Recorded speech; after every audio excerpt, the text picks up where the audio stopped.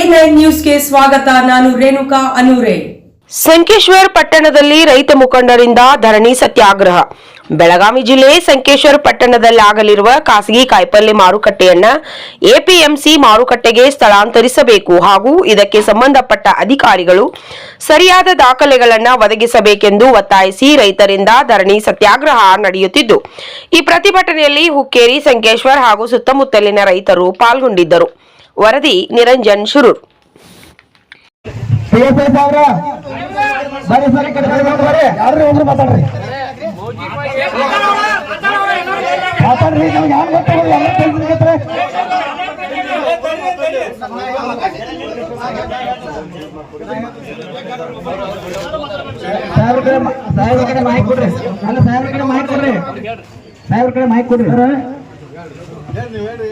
ಅದ ಪರಿಚಯ ಅದಾವ್ರೆ, ಅದು ನೀವು ಹಂಡ್ರೆ ಕೊಡೋರು ಲಿಸ್ಟ್ ಮಾಡ್ತೇನೆ.